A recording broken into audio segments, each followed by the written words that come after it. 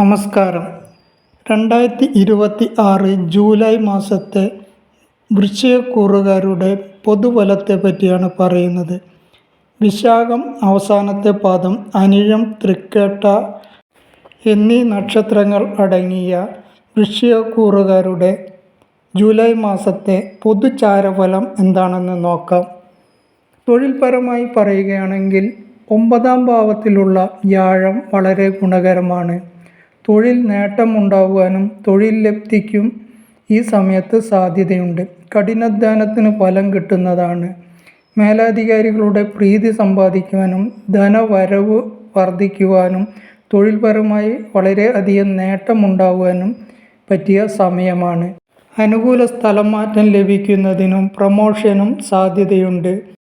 ബിസിനസ്സിൽ ലാഭവും നേട്ടവും ഒക്കെ പ്രതീക്ഷിക്കാവുന്നതാണ്. പങ്കാളിത്ത ബിസിനസ്സിൽ ഗുണം ലഭിക്കുന്നതാണ്. എന്നിരുന്നാലും ധനപരമായ കാര്യങ്ങൾ ശ്രദ്ധിച്ച് മാത്രമേ കൈകാര്യം ചെയ്യുവാൻ പാടുള്ളൂ.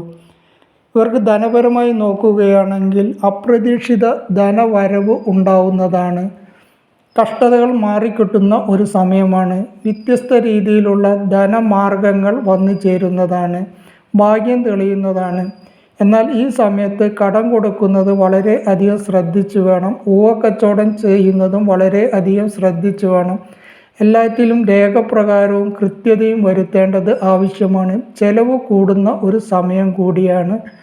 ദാമ്പത്യപരമായി നോക്കുകയാണെങ്കിൽ സമ്മിശ്രമായ ഒരു ഫലമാണ് ഈ മാസം ഉണ്ടാവുന്നത്. ദമ്പതികൾ തമ്മിൽ കലഹമില്ലാതെ നോക്കേണ്ടതുണ്ട്.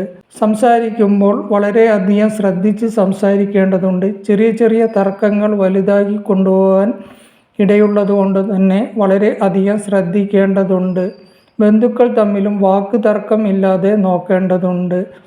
അകന്നു നിൽക്കുന്നവർ കൂടുതൽ അകൽച്ചയിലേക്ക് മാറുന്ന ഒരു സാഹചര്യം വരാതെ രമ്യതയിലാകുവാൻ ഈ സമയത്ത് ശ്രദ്ധിക്കേണ്ടതുണ്ട്.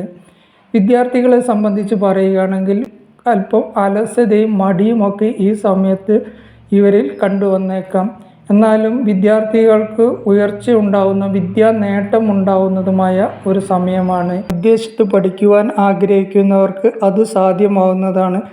ഇഷ്ടപ്പെട്ട കോഴ്സ് ലഭിക്കുവാനും പറ്റുന്ന സമയം കൂടിയാണ്. വിവാഹത്തിന് ആഗ്രഹിക്കുന്നവർക്ക് വിവാഹത്തിൽ അനുകൂലമായ തീരുമാനം ഉണ്ടാവുന്നതാണ്.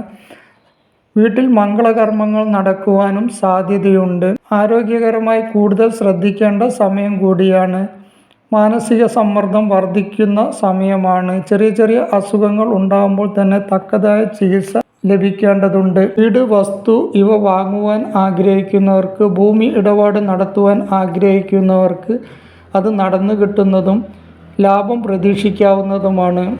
പ്രണയിക്കുന്നവരെ സംബന്ധിച്ച് പരസ്പര തെറ്റിദ്ധാരണയില്ലാതെ മുന്നോട്ട് പോകേണ്ടതും തർക്കങ്ങൾ ഇല്ലാതെ ശ്രദ്ധിക്കേണ്ടതും ഉണ്ട്. പിതൃസ്വത്ത് വന്നു ചേരുവാനോ പിതാവിനെയോ അല്ലെങ്കിൽ പിതാവിൻ്റെ സ്ഥാനത്തുള്ളവരെ കൊണ്ട് കൂടുതൽ സഹകരണവും നേട്ടവും ഉണ്ടാകുവാനും ഈ സമയത്ത് സാധ്യതയുണ്ട്. യാത്രാ ഗുണവും യാത്രാ നേട്ടവും ഈ സമയത്ത് വന്നു ചേരുന്നതാണ്. ദീർഘദൂര യാത്ര ചെയ്യുന്നവർക്ക് വളരെ അധികം ശ്രദ്ധിക്കേണ്ടതുണ്ട്. ഇവർക്ക് ദോഷഫലങ്ങൾ കുറഞ്ഞു കിട്ടുന്നതിനും ഗുണഫലങ്ങൾ കൂടുതൽ കിട്ടുന്നതിനുമായി ശിവക്ഷേത്ര ദർശനം നടത്തുകയും ശാസ്താക്ഷേത്ര ദർശനവും നാഗദൈവങ്ങളെ പ്രീതിപ്പെടുത്തുകയും വഴിപാടുകളും ഒക്കെ ചെയ്താൽ ഇവർക്ക് ദോഷഫലങ്ങൾ കുറഞ്ഞു കിട്ടുവാനും ഗുണഫലങ്ങൾ കൂടുതൽ ലഭിക്കുവാനും ഈ മാസം സാധ്യതയുണ്ട്.